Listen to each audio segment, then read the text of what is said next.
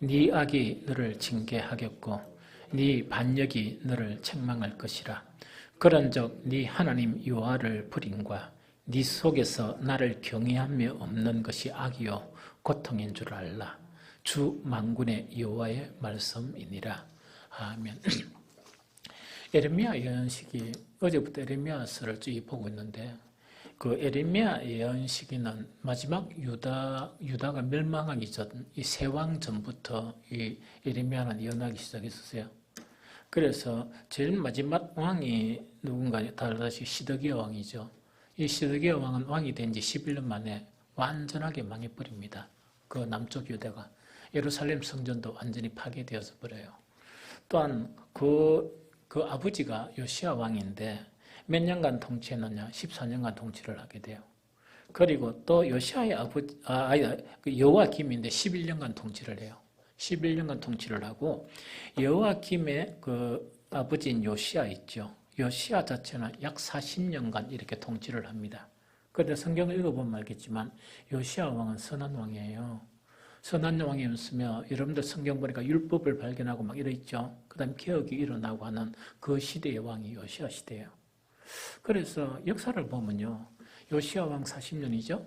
그 다음에 여호와김 11년이죠. 그 다음에 시드기야 11년이죠. 우리의 신앙생활을 토하게 보면은 만약에 우리가 이 중간 변혁기에 있으면 조금 좋은 상태에 있었다가 극히 나쁜 상태에 있을 수 있는 그 안에 범주에 속해요. 그런데 에레미야는 언제부터 이제 예언하는 거니까 요시야 왕이 그 40년간 같으면 마지막 14년이 있죠. 14년간 통치할 때 그때부터 해가지고 여호와김 11년, 그 다음에 시드기야 11년 하면서 이 에레미야 왕은 이 예루살렘이 완전히 해파되는 것을 자기 눈으로 직접 목격한 그런 예언자예요. 그래서 이제 이 예언을 하는데 어제 이제 예언 자체가 그 에레미야 13장이었죠. 그 13장 자체는 뭐냐? 1차 포로로 끌리고 간 이후에 그 다음에 그 에레미야가 그래도 회개하면 살 수 있다 하는 그런 내용을 이야기하면서 그들의 그런 죄를 하나씩 꼬집었죠. 그래서 그것을 우리가 어제 살펴보고 그것 자체를 역사에서 있는 그 죄를 우리는 어떤 연관이 있느냐 하면서 우리 자신의 그런 죄 이것을 우리가 살펴본 게 어제였다 그러면 오늘은 아마 그 앞이 아닐까 하는 그런 생각이 들어요.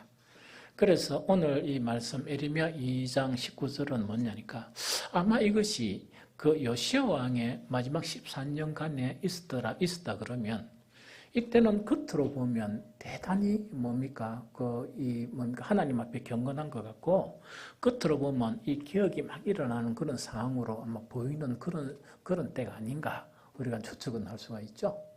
그런데 에레미야 선지자를 통해서 하나님께서 말씀하신 그 말씀은 추상 같은 그런 말씀이에요.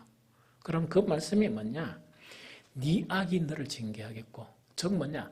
여호와 하나님이 심판한다 그게 아니고 너 속에는 악이 너를 징계할 것이다.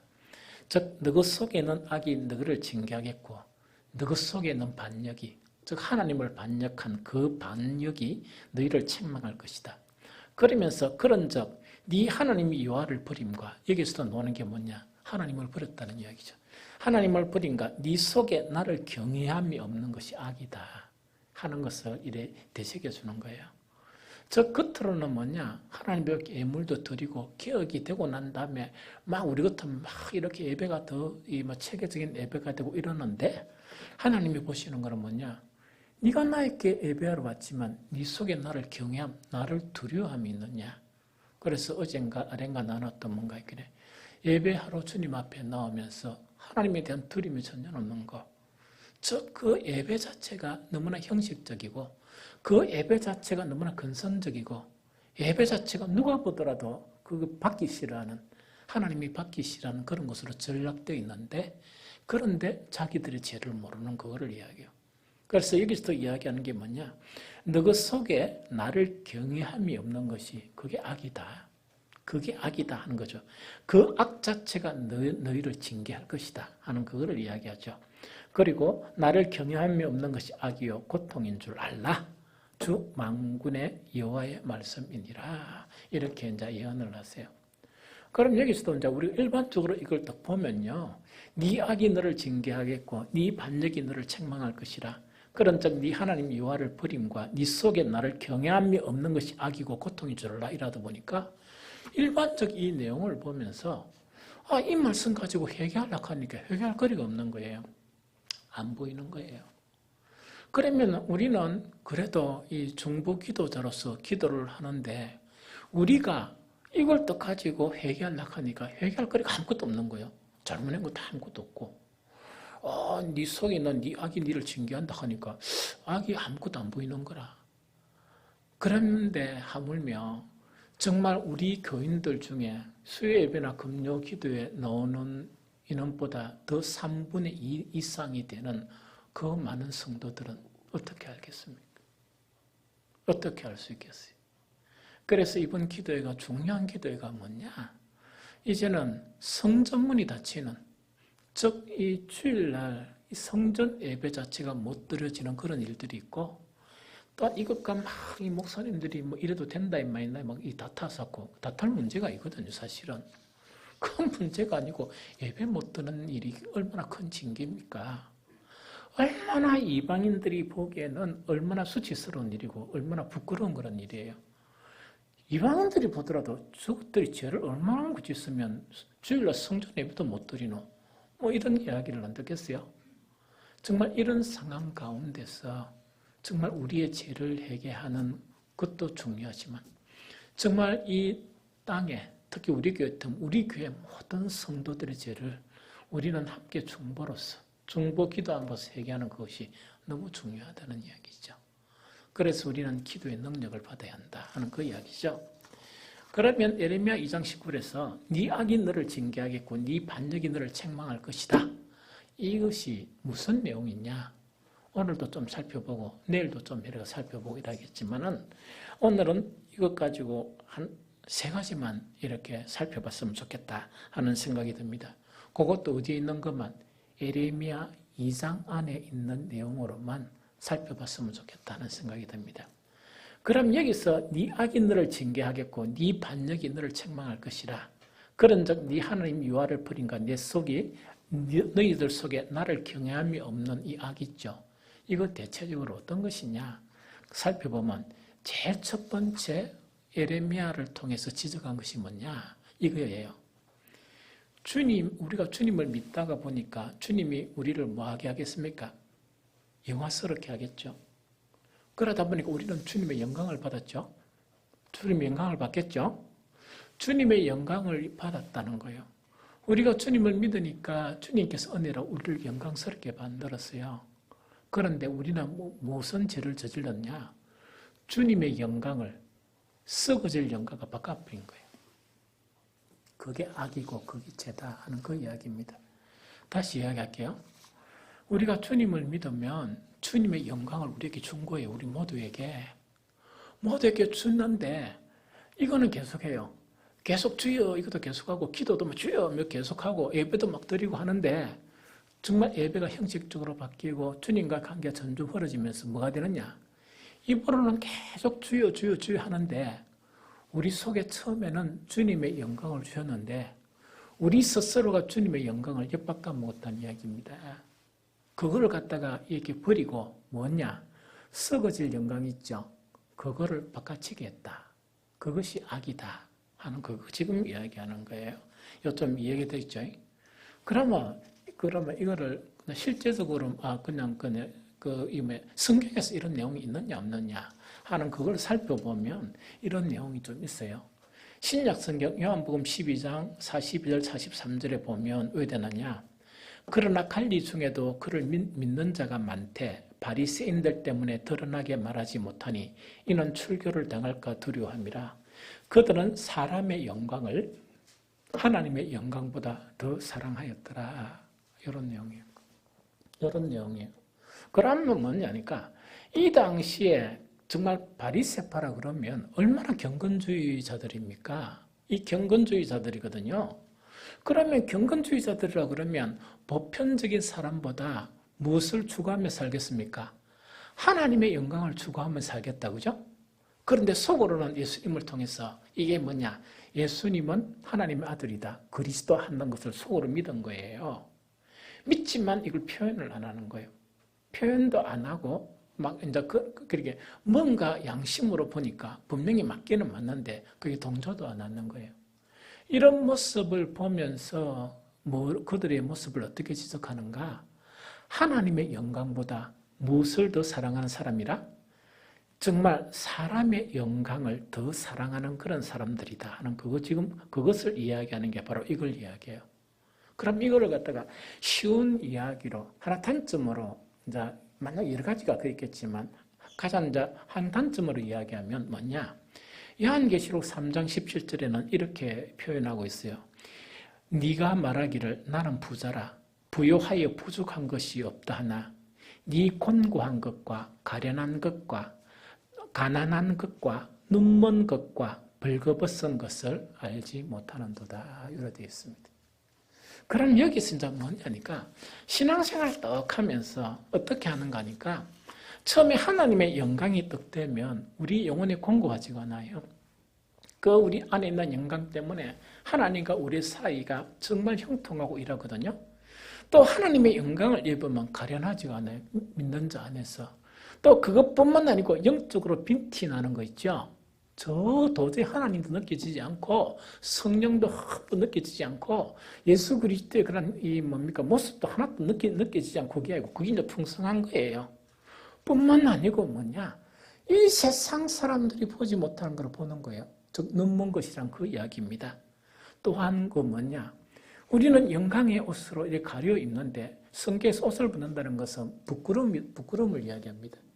성경에서 보면 발가벗겨서 사람들에게 보이게 하리라. 네가 태어날 때 그 모습을 이 사람들에게 보이게 하리라는 것은 뭐냐? 사람들이 보기에도 너무나 수치스러운 그런 모습이 될 것이다. 그걸 이야기해요. 그거를 이야기하던 보통. 그래서 계시록에 이야기하는 것은 뭐냐? 영광을 어떻게 바꿔치겠느냐? 하나님의 영광은 다 까먹다 보니까 그 내면은 우회되는가? 영광이 없어지다 보니까 공고하게 되고 가난하게 되고 즉 가련하게 되고 가난하게 되고 눈물을 뿌리고 벌거벗어 버렸다는 이야기입니다. 수치스럽게 된 거예요. 그런데 자기가 영광을 취한 게 뭐냐? 돈이 많다 보니까 네가 스스로 말하기를 나는 부자라 부요하여 부족하신 것이 없다. 그걸로 사는 거예요. 그럼 여기서 이제 실질적인 애가 뭐냐? 하나님을 믿으니까 오히려 하나님께서 영광스럽게 하다 보니까 부끄러움이 없었는데 온통 영적으로는 부끄러움 투성이고 정말 자랑할 것은 그 영광인데 어떤 영광이냐? 세상에 썩어질 영광, 즉 돈을 축축한 그 영광만으로 사는 이걸 이야기한다는 이야기죠. 이것 자체가 바로 죄악이고 이것이 바로 범죄다 하는 그것을 지금 설명하는 거예요. 그런데 영광을 바꿔치겠다 이거는요. 성경의 어떤 표현으로 보면 우리에게 이렇게 생각하면 또 쉬워요. 내가 지금 무엇을 자랑하고 있느냐? 내가 지금 무엇을 자랑거리로 삼고 있느냐? 이렇게 생각해 보면 참 쉽습니다. 예레미야 9장 24절에 보면 이렇게 이야기합니다. 자랑하는 자는 이것으로 자랑할지니 곧 명철을 하여 나를 아는 것과 나 여호와는 사랑과 정의와 공의를 땅에 행하는 자인 줄 깨닫는 것이라. 나는 이 일을 기뻐하노라 여호와의 말씀이니라. 이 이야기입니다. 다시 읽어드릴게요. 자랑하는 자는 이것으로 자랑할지니 곧 명철을 하여 나를 아는 것과 나 여호와는 사랑과 정의와 공의를 땅에 행하는 자인 줄 깨닫는 것이라. 나는 이것을 기뻐하노라 여호와의 말씀이니라. 그러면 하나님께서 영광을 받게 되면 우리가 무엇이 자랑이 되는 거니까 주님을 하나씩 깨달아가는 것. 또 주님의 그런 정의와 주님의 사랑과 주님의 그런 공의 자체를 하나씩 알아가는 것 자체가 우리에게 그런 충만한 기쁨이 된단 말입니다. 왜? 그것이 영광이니까. 그런데 하나님의 영광을 다 팔아먹었다는 것은 이게 아무 기쁨이 안 되는 거예요. 이게 아무 기쁨이 안 되다 보니까 정말 이 하나님에 대해서 부르기는 많이 부르고, 오늘날 이야기하면 정말 이 하나님을 그런 믿음의 시간이 많아지고, 또한 시간이 오래되면 우리가 다 선생이 되어야 되잖아요. 선생이 되어야 되는데 하나님에 대한 부분이 너무 무지해가지고 이야기할 것이 없는 거예요. 이야기하는 거는 뭐냐? 세상 사람들이 이야기하는 수준으로밖에 이야기할 것이 없는 거예요. 즉 하나님 아는 것, 명철의 하나님 아는 것은 정말 이 세상 사람들이 깜짝 놀라게 이렇게 이야기해 줘야 되는데 세상 사람들이 하나님 아는 것하고 믿은 사람들이 하나님 아는 것하고 비슷하다 그러면 그게 얼마나 수치스럽습니까? 그게 얼마나 수치스럽냐 이야기다, 그죠? 그래서 여기에서 그래서 이게 뭐냐니까 자랑하는 자는 이것으로 자랑할지니 곧 명철하여 나를 아는 것과 나 여호와는 사랑과 정의와 공의를 땅에 행하는 자인 줄 또 이것을 막 설명해 줄 수 있는 그것 자체가 영광이고 그것 자체가 자랑해야 되는데 세상 영광이라는 것은 뭐냐? 자식 자랑, 돈 자랑, 명예 자랑 모든 것 자랑하는 거 있다, 그죠? 그것으로 국한되어져 버리는 거예요. 이것 자체를 뭐라고 이야기하는가? 너희가 가진 악이다. 그 악이 뭐냐니까 너를 징계할 것이다. 또 뿐만 아니고 그것이 바로 뭐냐? 정말 너가 여호와를 버립니다. 입으로는 여호와를 찾지만 이미 속으로는 여호와를 다 버린 거다 하는 그걸 지금 이야기하는 거예요. 그래서 제일 첫 번째 우리가 회개할 죄가 어떤 죄인가 하니까 바로 주님 주신 그런 영광 있죠. 영광을 무익한 영광으로 바꾸는 거죠. 이것 자체를 회개해야 된다. 에레미야서는 이것을 어떻게 이야기하느냐. 우리 한번 읽어봅니다. 에레미야서 2장 11절요. 에레미야서 2장 11절. 지금 영광 바꾼 거 있죠. 에레미야서 2장 11절. 자, 봅니다. 다 찾았죠? 시작. 어느 나라가 그의 신들을 신 아닌 것과 바꾼 일이 있느냐. 그러나 나의 백성은 그의 영광을 무익한 것과 바꾸었도다. 한번 읽어봅니다. 시작. 어느 나라가 그들의 신들을 신 아닌 것과 바꾼 일이 있겠느냐. 그러나 나의 백성은 그의 영광을 무익한 것과 바꾸었도다. 이야기다, 그죠? 이거는 뭐냐? 이방나라의 그런 잡신들 있죠? 이방나라의 그런 잡종교들을 이야기하면서 네가 눈을 들어 살펴봐라. 이방나라의 그런 종교들이 정말 그 이방나라 그 아무것도 아닌 그 신을 섬기면서 그 신하고 그 뭔가 다른 것들하고 바꾸는 걸 봤냐 이걸 이야기합니다. 그런데 나는 누구냐? 나는 만군의 주 여호와 하나님이라는 이야기다, 그죠? 만군의 주 여호와 하나님인데 이 내 만군의 주 여호와 하나님인 나의 그런 백성은 뭐냐? 그의 영광을 무익한 것과 바꿨다. 이 말은 뭐냐? 이때 그의 영광은 이건 뭐냐? 하나님이 주신 그들의 영광 이런 의미예요. 무슨 말이겠죠? 하나님을 믿으니까 하나님이 주신 그들의 영광 있죠. 영광 자체를 어떻게 하는가? 이 영광을 너무나 귀한 것으로 받아들여야 되고 또 더 풍성한 영광을 누려야 되고 이렇게 해야 되죠. 이래 해야 되는데 뭐하고 바꿔먹냐? 돈하고 바꿔먹다는 이야기를. 돈하고 바꿔먹고 세상적인 거 바꿔먹고 명예와 바꿔먹고 그것이 바로 뭐냐? 하나님을 버린 것이다. 그거 지금 이야기하는 거예요. 그런데 와서 입술만 계속 찬양하고 입술로 막 주여 주여 기도하는데 그 기도의 내용을 가만히 들어보면 뭐냐? 하나님의 영광을 지키기 위해서 기도하는 것도 아니고 잃어버린 하나님의 영광을 갖다가 영광에 대해서 뭡니까? 슬퍼하는 것도 아니고 이거는 뭐냐? 내가 막 이렇게 하나님께 부르짖으면서 하나님이 주실 그런 영광을 기대하는 건 아무것도 없고 썩을 영광을 지고 하나님 이걸 주십시오. 이렇게 기도하는 형태로 전락해버린 거야. 하나님이 그 예배를 받으시겠습니까? 하나님이 그 기도를 받으시겠습니까? 하는 그 이야기라. 문제는 뭐냐? 그렇게 하면서도 하나님을 모욕한 적이 없는 걸로 생각하는 거야. 그렇게 하면서도 뭐냐니까 나는 하나님을 버린 적이 없다고 생각하는 거야. 그러니까 얼마나 무지합니까? 회개라는 건 얼마만큼 중요한 것을 압니까? 회개는 하나님의 사람으로 온전케 되는데 가장 필요한 수단이 회개예요. 회개가 없는 시대는 어떤 시대인 줄 압니까?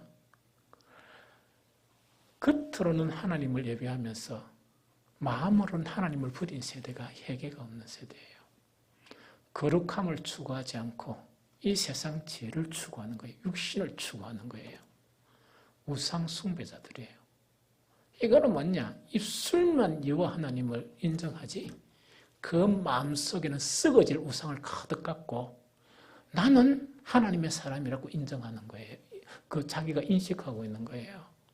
하나님이 얼마나 화가 나겠습니까? 얼마나 화가 나겠습니까? 그런 자들이 예배 드리러 오는데 성전 문을 안 닫고 싶겠습니까? 하나님께서? 그게 죄 중에서 그 죄가 니를 심판한다 하는 그 죄가 바로 뭐냐? 주님이 주시는 그런 영광을 무익한 영광과 바꿔치기 해버리는 그거를 이야기합니다. 그래서 아까도 읽었지만 에레미야는 뭐라?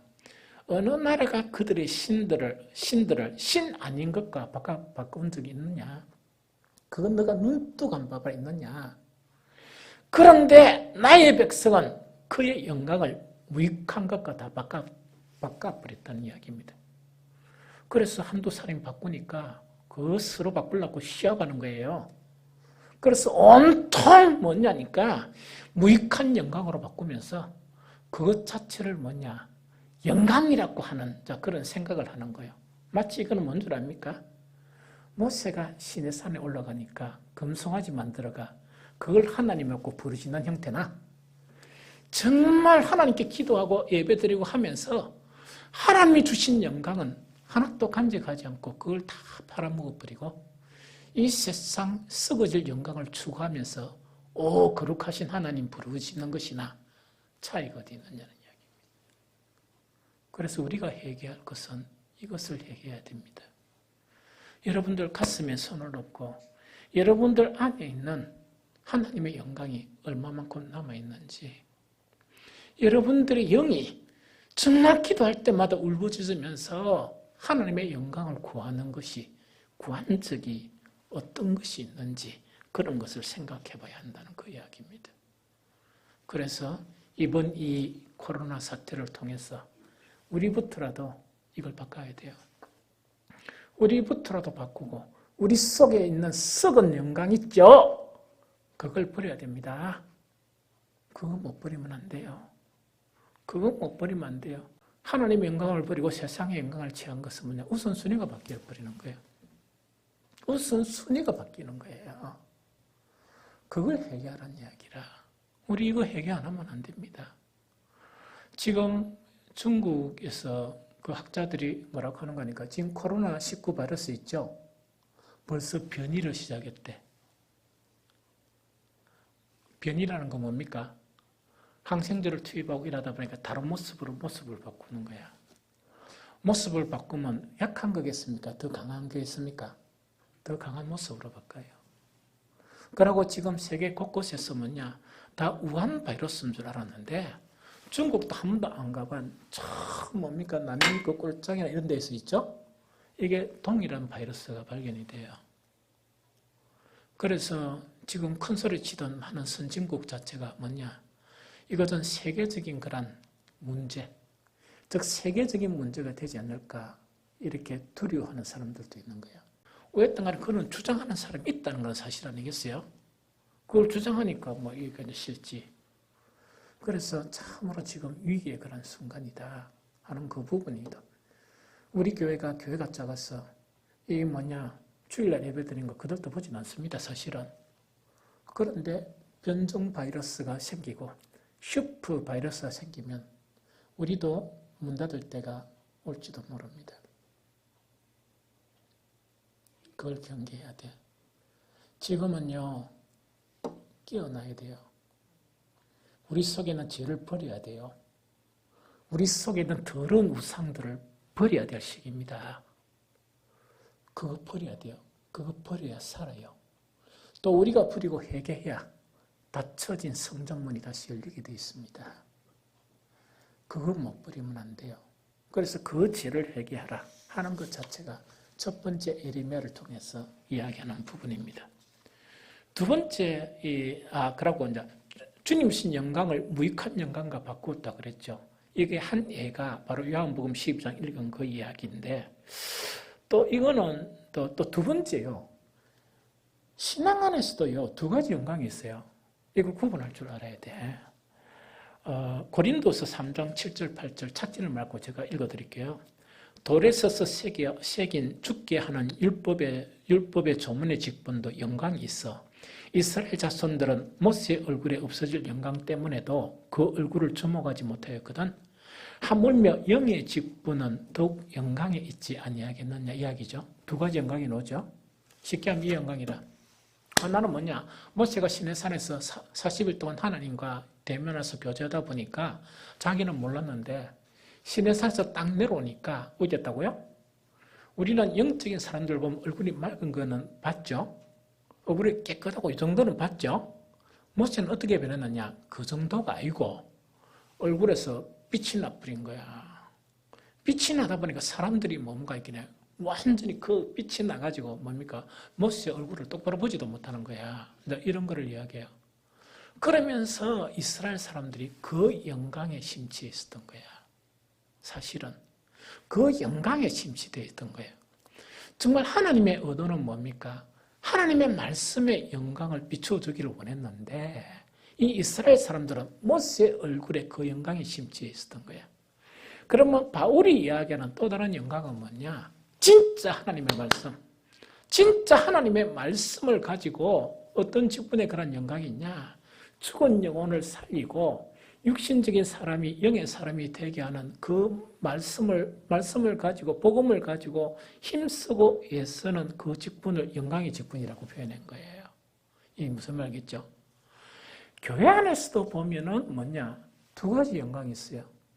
없어질 모세의 얼굴에 영광 있죠. 그거 가지고 목을 매다는 사람들이 있어. 하나님 보시기에 얼마나 껍데기 가지고 이렇게 목을 매달합니까? 진짜 취할 영광은 뭐냐? 사람을 살리는 그런 복음을 가지고 사람을 살리는 그런 일들을 행하는 사람. 어떤 사람은 그 복음을 전함으로, 어떤 사람은 기도함으로, 어떤 사람은 다른 그런 동력을 함으로 목적 자체가 뭡니까? 생명의 말씀을 가지고 사람을 살리는 그 직분이 영광스러운 직분이다. 이렇게 지금 이야기하는 거예요. 그런데 이 율법의 직분이란 이거는 뭐냐? 이런 이야기예요. 자, 우리가 모두 부름을 받은 것은 뭐냐? 우리의 영혼이 구원받는 거. 무슨 말겠죠? 복음을 통해서. 그 다음에 일은 하는 것은 뭡니까? 우리가 그렇게 구원이 형성되어서 가듯이 이 세상에 구원이 없는 사람에게도 복음을 가지고 살리려고 연합해가지고 기도로 봉사로 차량 운행으로 안 그러면 경로당 방문으로 어떤 사람 설교함으로 어떤 사람은 개인 교제함으로 이것이 연합해서 그 일을 하는 것을 영광의 직분이라 이야기합니다. 살리는 직분이죠. 율법의 직분은 뭐냐? 높은 자리에 앉는 직분이에요. 그래서 정말 뭐냐니까 그 당시에 서기관들과 제사장들은 뭐냐? 율법으로서 뭘 하는가? 높은 자리에 앉기만 좋아하는 거야. 사람들에게 군림하고 또 사람들을 지배하기를 좋아하는 그런 영광에 취해 사는 사람들이 얼마나 많은 줄 압니까? 얼마나 많은 줄 압니까? 목사도 있고 장로도 있고 안수집사도 있고 권사도 있고 이래요. 그 버리라는 이야기. 왜 쓸데없는 그런 영광을 가지고 사람들을 힘들게 하고 또한 사람들을 정죄하고 또 사람들에게 짐을 지우고 하는 그런 일을 하느냐는 그 이야기거든요. 그래서 신앙에도 이런 영광이 있다는 이야기라. 또 한 가지 이야기할 거 시편에 보면 신앙에도 이런 영광이 있어요. 시편 26편 8절에 보면 여호와여 내가 주께서 계신 집과 주의 영광이 머무는 곳을 사랑하오니 이 이야기죠. 다시 이야기할까요? 여호와여 내가 주께서 계신 집과 주의 영광이 머무는 곳을 사랑하오니 이게 참 하나님의 영광을 따라 사는 사람이에요. 그런데 이거하고 좀 다른 건 어떤 것이냐? 시편 26편 3절 5절 그 앞에 보면 주의 인자심이 내 목전에 있나이다. 내가 주의 진리 중에 행하며 흠망한 사람과 같이 앉아있지 아니하였사오니 간사한 자와 동행하지도 아니하리이다. 내가 행악하는 자의 집회를 미워하오니 악한 자와 같이 앉지 아니하리이다. 이런 고백을 해요. 이거 좀 이야기할게요. 오늘 시대의 상황을 이야기해요. 다 그렇다는 건 아니에요. 다 그렇다는 건 아니에요. 우리가 찾아야 될 곳은 어떤 곳을 찾아야 돼요? 여호와가 계신 집과 주님의 영광이 머무는 곳에 그것을 우리가 찾아야 되죠. 그것이 교회가 크든 교회가 작든 그런 것을 봐야 될 거 아닙니까? 그런데 썩어질 영광을 취하는 사람들은 어떤 줄 압니까? 내 취향에 맞고, 그 다음에 겉으로 화려하고, 뭐 보편적으로 뭡니까? 시스템이 잘 갖춰져 있고, 뭐 찬란하고 그런 거를 이야기하겠죠. 이 무슨 말인지 알겠죠? 정말 그런 영광을 취해서 산다 그러면 그건 하나님의 영광을 버린 사람들이지. 하나님의 영광을 버린 사람들이죠. 그래서 다시 이야기하면 뭐냐? 네 악이 너를 징계하겠고 네 반역이 너를 책망할 것이라. 그런즉 네 하나님 여호와를 버림이란 이 의미가 어떤 것이냐? 당연히 하나님을 믿으면 하나님은 영광으로 우리에게 영광스럽게 해주시고 하나님의 영광을 우리에게 채워주시는데 그걸 하나씩 바라보면서 세상의 영광하고 바꿔치기 하는 거예요. 그거는 입술로 하나님을 부르짖어도 하나님을 버린 거야. 여러분들, 예수님께서 시험 받으실 때 사탄이 뭘 보여줍니까? 세상 영광을 보여주는 거야. 그 다음에 예수님만 시험 받은 게 아니고 성경의 모든 시험 있죠. 세상을 사랑하나 그 모든 시험은 뭐냐? 세상 영광이에요. 그래서 하나님을 버리는 것은 뭐냐? 다시 정리하면 복음을 통해서 주님 주시는 그런 영광스러움들 있죠. 그 영광스러움을 영광으로 여기지 않는 거야. 그럼 아까 내를 아는 지식이 없다는 것은 뭡니까? 바울은 그걸 영광으로 하는 거예요. 주를 아는 지식이 가장 뭐했기 때문에 고상했다는 것은 뭐냐? 가장 가치 있다는 것을 이야기하거든요. 가치 있다는 걸 알면 그걸 안 버리겠지. 그런데 그것을 가치 있다고 여기지 않고 영광으로 여기지 않기 때문에 뭐냐? 주님을 묵상하거나 주님을 비우는 일을 안 하게 되는 거야. 안 하면서 이렇게 주님을 찾으면서 세상 영광 있죠. 그게만 잔뜩 온 머리에, 온 마음에, 온 영혼에 그것이 차지하게 되니까 하나님께서 그 안에 어떻게 사시겠으며 성령께서 어떻게 그 안에서 일을 하시겠습니까? 그게 하나님 버린 거라. 그래서 우리 자신을 곰곰이 생각하면서 우리는 무엇을 해야 되는가? 파라문 영광을 다시금 취해야 돼요. 이 세상에 썩어질 영광이 나를 지배하고 있으면 버려야 합니다. 그래야 살아갑니다. 그래야 부끄러움을 안 당합니다. 그래야 다시금 회복이 됩니다. 여러분들 걱정 안 됩니까? 나는 가장 걱정이 되는 게 뭐냐? 우리 아이들 세대예요. 나는 하나님 안으로 지금 이렇게 살고 이 세상을 보면서 정말 걱정이다 생각하면서 그나마 내가 죽을 때까지는 복음을 전거하고 나는 내 믿음을 지키겠지만 그걸 아예 덜 성숙해서 더 배워가야 돼. 한 번씩은 뭐냐니까 주님 이 아이들한테 제가 어떻게 하면 좋겠습니까? 어떻게 해야 이 아이들에게 구원이 일어나겠습니까? 그게 큰 짐이에요. 주일학교 지금 목사가 예배 인도하죠? 얼마 있으면 내가 설교도 못해요, 이제. 그래서 자기 자체 프로그램 가지고 이 비디오 가지고 할 거란 말이야. 그런데도 말씀이라면 난 괜찮아. 그래도 내가 사정을 한 게 뭘 한 줄 압니까? 그래도 내가 아이들한테 축복 기도나 할게. 요새는 허락받고 해야 됩니다. 그래서 그거는 허용을 하고 합의가 된 게 40몇만 원 주고 이제 프로그램을 짠 거야. 이게 무슨 말겠죠? 그래가 이제 앞으로 그렇게 진행되는데 내가 감독은 할 거라는 생각이 들어요. 그런데 우리 아이들 그런 세대를 또 보면서 너무 답답한 거야. 이 아이들이 성장하는 거 다 보지도 못하고 나는 적국할지도 모르겠고 이 아이들이 가정에서나 교회에서나 이 사회에서 대부분의 보면 뭐냐 아들이 어릴 때 막 이래 놀더라도 영혼 있죠, 영혼. 영혼만 이렇게 딱 보존이 되면 가능성이 있습니다.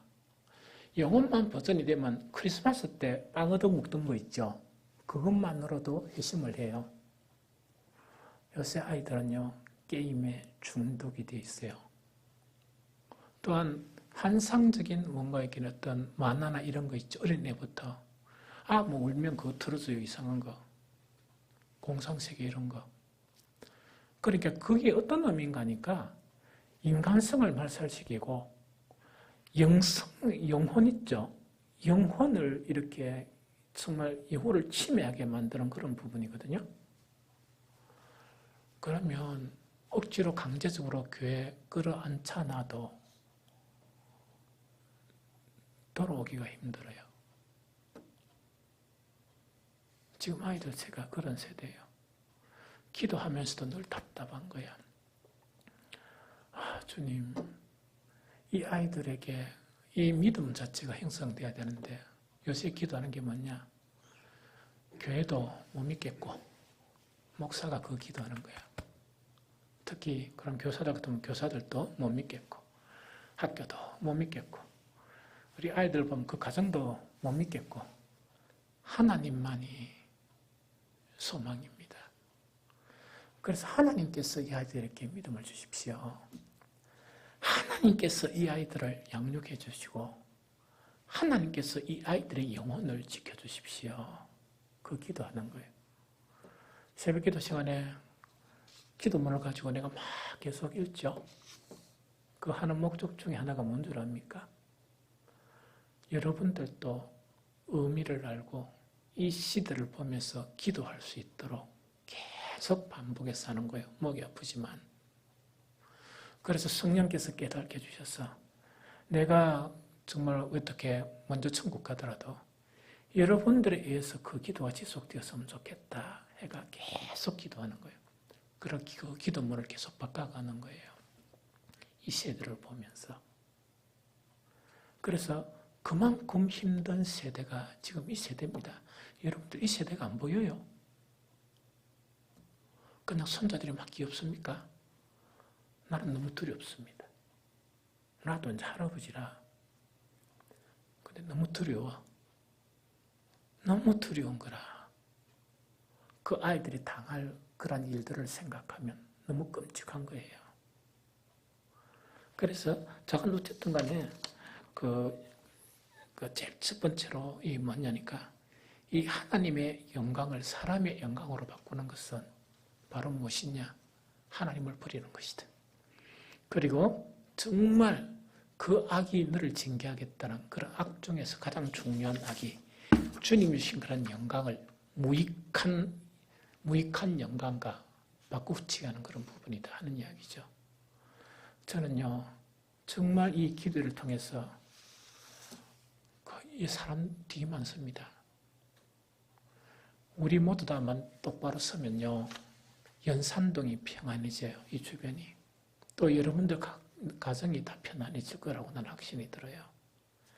여러분들이 정말 하나님의 영광을 취해가면 여러분들의 손자들도 아마 복음의 영향을 미치지 않을까, 손자에게까지 하는 그런 생각이 들어요. 그래서 정말 이 처절한 그런 회개가 정말 있었으면 좋겠다 하는 그런 부분입니다. 두 번째, 네 악이 너를 징계하겠고 네 반역이 너를 책망할 것이라는 두 번째 메시지가 뭐냐? 이거는요, 생수의 근원인 주님을 버리고 물이 고이지 않는 웅덩이를 스스로 판 것이다. 예레미야 선지자를 통해서 그렇게 지적합니다. 다시 읽어드릴까요? 생수의 근원인 주님을 버리고 물이 고이지 않냐는 웅덩이를 스스로 판 것이다. 이걸 이야기합니다. 그럼 내용은 어디 있느냐? 예레미야 2장 13절 자 찾아봅니다. 예레미야 2장 13절 다 같이 읽어봅니다. 시작. 내 백성이 두 가지 악을 행하였나니 그들이 생수의 근원되는 나를 버린 것과 스스로 웅덩이를 판 것인데 그것은 그 물을 가두지 못할 터진 웅덩이들이니라. 한 번 더 읽습니다. 시작. 내 백성이 두 가지 악을 행하였나니 곧 그들이 생수의 근원되는 나를 버린 것과 스스로 웅덩이를 판 것인데 그것은 그 물을 가두지 못할 터진 웅덩이들이니라. 아멘. 여기서 생수의 근원 대신 하나님을 버렸다는 것은 뭐냐니까 주님께서 말씀하신 게 뭐냐? 요한복음 7장 38절이에요. 나를 믿는 자는 성경의 이름과 같이 그 배에 생수의 강이 흘러나오리라. 예수님의 말씀이에요. 연설을 가지고. 다시 읽어드립니다. 생수에 근원된 주님을 버렸다는 이거는 어떤 의미인가니까 예수님이 가르쳐 주셨습니다. 나를 믿는 자는 성경의 이름과 같이 그 배에 생수의 강이 흘러나오리라 하는 요겁니다. 이거는 구원의 증거예요. 구원받았다는 증거가 이 생수의 강이 흘러넘치는 거예요. 성령이 임했다는 증거가 이 생수의 강이 흘러넘치는 거예요. 예수님이 사마리아 여인을 만나면서 말씀하신 것 또한 이런 말씀입니다. 예수께서 대답하여 이르시되 네가 만일 하나님의 선물과 또 내게 물을 좀 달라는 이가 누구인 줄 알았다면 내가 그에게 구하였을 것이요 그가 생수를 내게 주었으리라. 이 이야기입니다. 자, 이거 무슨 말인가 이야기합니다. 이거는 뭐냐니까 이 당시에 남쪽 유다가 껍데기뿐이었다는 그 이야기입니다. 그 모든 예배는 형식이고 껍데기뿐이었다. 우상이 너무나 가득했다는 그 이야기거든요. 그래서 하나님이 절단을 안 낼 수가 없었다 하는 그 상황을 지금 이야기하는 거예요. 그러면서 한 가지 악 자체가 어떤 악이냐? 생수에 근원되는 하나님을 버렸다는 그 이야기입니다. 이것을 바꿔 설명하면 이야기입니다. 구약시대하고 지금 시대하고 차이점이 뭐냐? 구약시대는 성령이 부분적으로 임했어요. 알죠? 부분적으로 임하고 다윗 같은 왕에게 임하고 이랍니다. 부분적으로 임했습니다. 그래서 모든 백성 자체는 그들의 지도를 받아야만이 살 수 있는 그런 시대가 구약시대예요. 신약시대는 누구에게? 주를 믿는 자에게 모두 다 성령을 주세요. 맞죠? 성령을 주시고 그 성령은 우리에게 무엇을 확인하게 합니까? 우리에게 구원을 스스로 확인하게 만들어요. 그래서 요한서에 보면 뭐냐? 네가 구원받은 자인지라 네가 영생을 가진 것은 네가 알지 않느냐 이렇게 이제 설명을 해요. 그런데 우리가 주님을 믿으면 하나님이 백성이 된 그 부분에서 한 가지 증거가 우리 안에서 생수의 강이 넘쳐 흐른다는 이야기를. 이 증거가 나타나거든요. 그럼 이거는 뭐냐? 먹을 것이 많든 먹을 것이 적든 삶 자체가 부유하든 삶 자체가 가난하든 관계없이 뭐가 나타난단 말입니까? 내 안에 생수의 강이 흘러넘쳐가지고 목마르지 않고 내 안에 막 이렇게 어떤 결핍 자체가 생기지 않는 그런 부분이다. 그것으로 많이 있는 자도 그것이 이렇게 자랑이 안 되고 적게 있어도 그것이 부끄러움이 안 되고 막 기쁨과 희열이 넘쳐나는 그것이 하나님의 백성에게 나타나는 징조고 증거입니다. 그런데 이때 그 남쪽 유다 사람에게 한 이야기가 뭐냐? 너희 악 중에 한 가지가 생수에 근원되는 나를 버렸다 하는 이야기는 이 생수 자체가 있단 말입니까? 말라버렸단 말입니까? 말라버렸단 이야기를. 생수 자체가 마르다 보니까 기도도 공허한 기도가 되는 거예요. 기도가 되려 그러면 이 기도가 벽을 뚫고 시공간을 초월해서 어디까지 뚫고 가야 됩니까? 하나님의 보좌 앞까지 가야 되는데 그는 기도가 아무리 소리치더라도 오야 되는 거니까 성전 안에서 왕왕왕 모기 소리처럼 하다가 없어지분다는 이야기를. 무슨 말씀 이해됩니까? 그것뿐만 아니죠. 우리의 예배 자체가 뭐냐니까 주님이 받으시고 또 주님이 기뻐하시면 하나님만 이렇게 기뻐하시는 게 아니고 그 기쁨을 피드백해 주세요. 우리에게.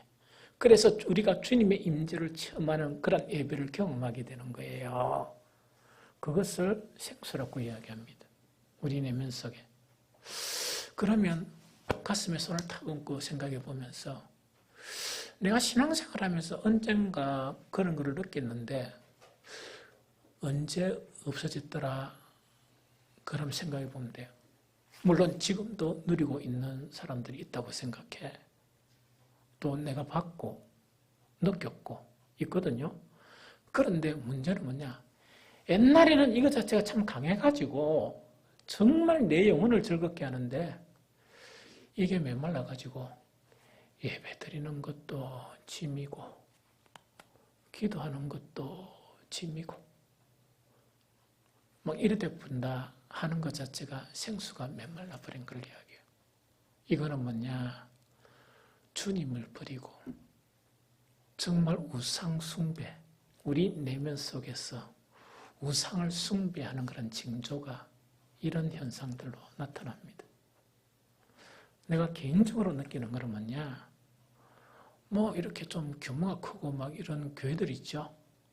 내가 느끼는 게 좀 그런 거야. 3분의 2는 생수가 무엇인지도 모르는 사람들이 많아.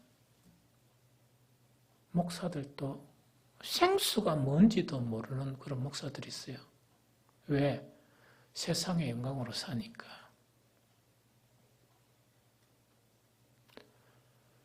그것이 하나님을 배반한 것이고 그것이 하나님을 버린 것이다 하는 것을 이야기했습니다. 그 다음에 내 백성이 두 가지 악을 행하였나니 곧 그들이 생수에 거는 대로 나를 버린 이 한 가지 죄죠. 두 번째 뭐냐? 두 번째 죄가 뭐냐? 스스로 막 웅덩이를 파는 거야. 스스로 웅덩이를 파는데 그 물이 고인단 말입니까? 안 고인단 말입니까? 물이 안 고이는 웅덩이를 열심히 파고 있는 거야. 지금 이걸 이야기합니다. 이 무슨 말 좀 알겠죠? 그럼 이거는 뭘 이야기하는가 하니까 이런 부분이에요. 살아있는 것만 딱 증거를 하나 이야기할까요? 코로나 바이러스 이래 되죠? 맞죠? 막 온 언론이나 해가 막 공포에 휩싸였죠? 성령이 인도하는 하나님의 사람 같으면 왜 되겠습니까? 두 가지를 하겠지. 두 가지를 하겠죠. 최소한. 하나는 뭐냐? 코로나 바이러스를 보면서 예방책이 뭐냐? 하는 기본적인 예방책을 해가 거기에 성실하게 지키는 거야. 무슨 말인지 좀 알겠죠? 그래서 뭐 사람들이 많이 운집한 곳에 가면 마스크 좀 끼고 그 다음에 저는 그 요즘 억수로 기분이 좋아요. 뭐 기분이 좋은가? 코로나 바이러스로부터 가장 안전한 장소가 두 곳이 있거든요. 한 곳은 교회고 오늘 내가 소독약을 너무 많이 뿌려가지고 4리터를 오늘 다 욕 뿌리니까 4리터 다 뿌려붙더라고. 물이 흥건하죠? 제가 혼이 났어.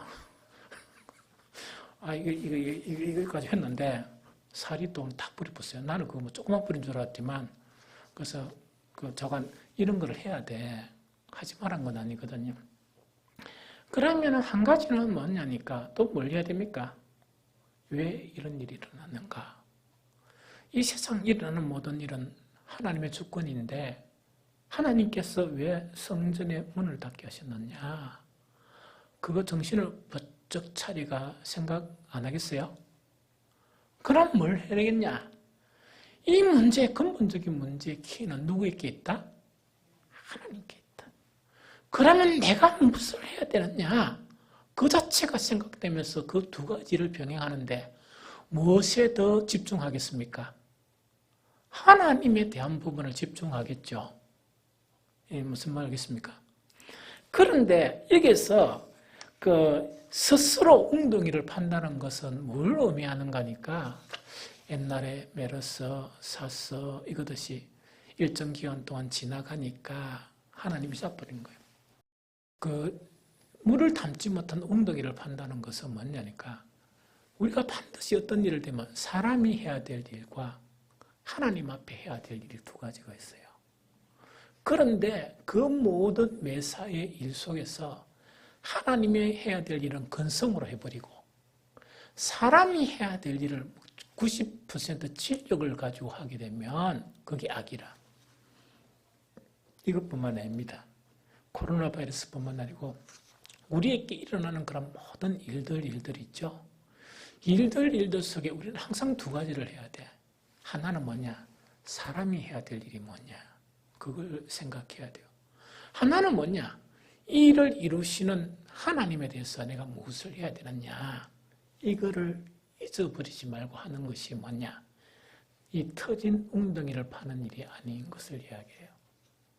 그런데 터진 웅덩이를 파는 것은 뭐냐? 하나님에 대한 부분은 들은 풍을 있어가지고 마음이 급해가 신속하게 해쳐버리는 거야. 별로 하지도 않는 거라. 형식을 하나님이 딱 이렇게 보시는데 형식적으로 한다는 거 대원합니다. 하나님은 우리 마음까지 꿰뚫어 보시는데 그거는 요식 행위로 이렇게 하고 나머지는 내가 진력을 하는 거야. 그게 악이라는 이야기거든. 그걸 버려라. 생수에 그런 대신 하나님 버린 것도 악이고 그 다음에 물이 고이지 않는 웅덩이를 스스로 파는 이것도 악이다. 이걸 좀 버려가라 하는 그거를 이야기합니다. 마지막 세 번째 있습니다. 악이 뭐냐? 그 세 번째가 뭐냐? 자신을 주님의 관점으로 보지 못하는 것. 자신을 꼭 지 생각만 해가 보는 거 있죠. 뭐 이런 사람들은 너무 힘들어요. 고집이 너무 센 사람 있죠. 심지어 다른 사람이 뭐 이렇게 권면해도 안 듣는 사람들 있잖아요. 이런 사람들이야. 그거는 뭐냐? 예레미야 2장 35절입니다. 예레미야 2장 35절.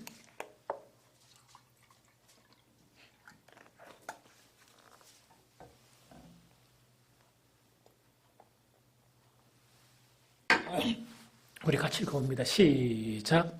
그러나 너는 말하기를 나는 무죄하니 그의 진로가 참으로 내게서 떠났다 하거니와 보라 네 말이 나는 죄를 범하지 아니하였다 하였으므로 내가 너를 심판하리라. 한 번 더 있습니다. 시작.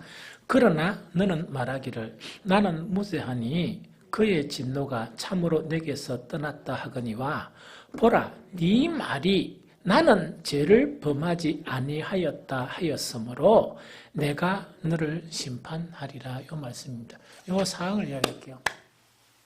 예레미야 아까 이야기했죠. 예레미야 시대에는 마지막 그런 세 왕인데 이 요시야 왕 이때는 서로 요시야 왕이 40년 동안 통치를 잘했어요.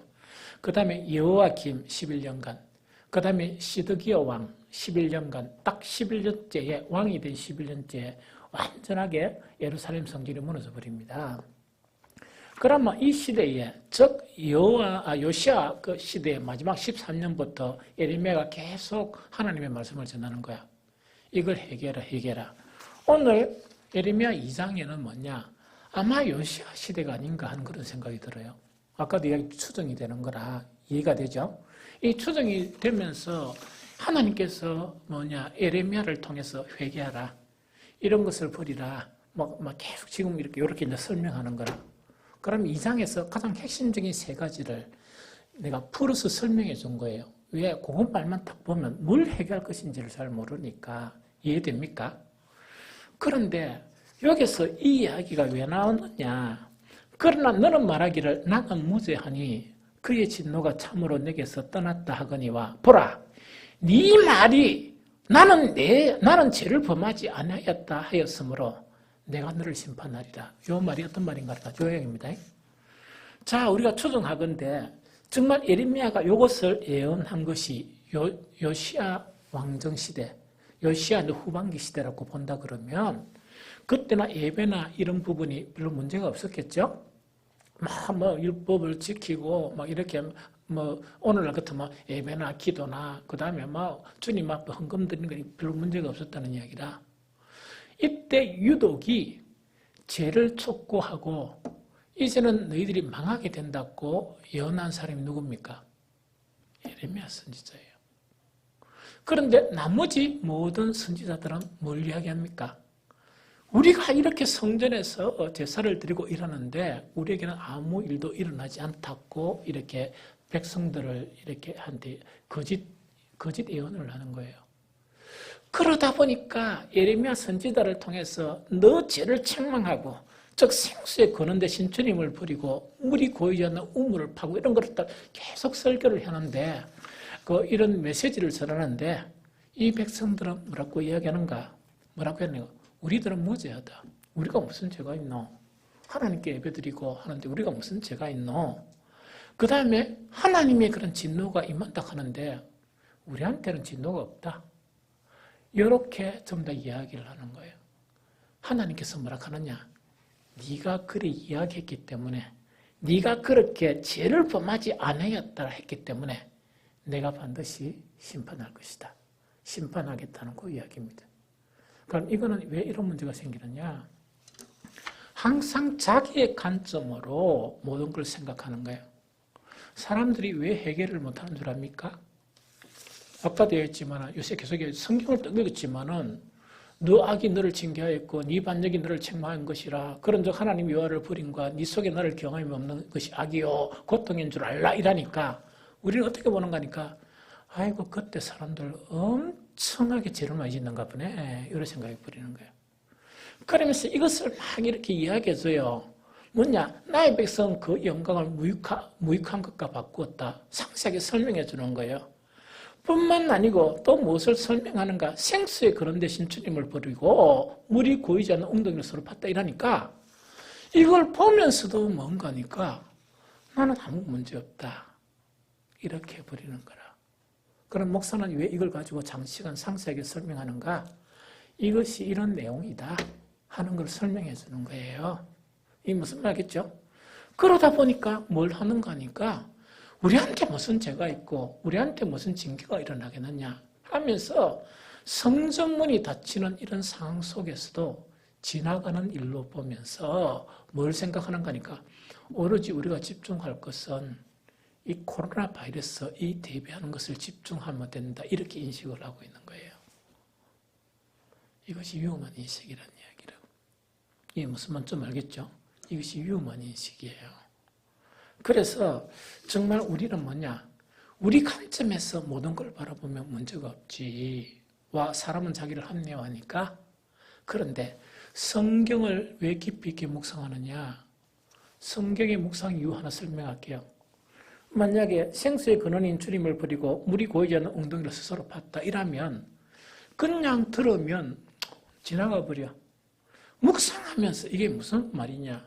내하고 무슨 상관이 있냐? 오늘날 우리하고 어떤 상관관계가 있냐? 이걸 생각하면 하나님 깨닫게 해주세요. 묵상을 끊임없이 하면 회개할 거리가 생겨요. 이게 무슨 말인지 좀 알겠죠? 거리가 안 되면 뭐 찾고 자료가 있으면 한 TV도 보고 막 이렇게 찾는 거예요. 성경을 다른 구절도 보고 이러다 보면 이것이 죄구나.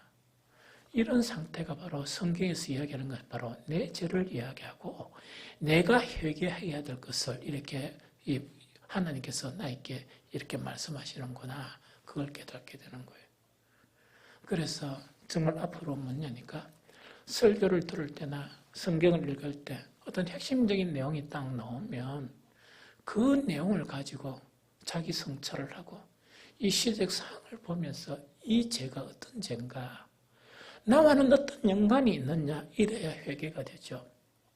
그 다음에 회개가 일어나야 하나님의 말씀이 나한테 이루어지는 거라 악이 없어지면서 그래서 하나님의 사람으로 변하게 되는 그것을 이야기해요. 그래서 오늘은 정말 이 에레미야를 통해서 우리가 회개할 죄에 대한 부분을 시간이 좀 많이 걸렸지만 소상하게 하나씩 풀어서 이렇게 살펴보는 그런 시간을 갖게 되었습니다.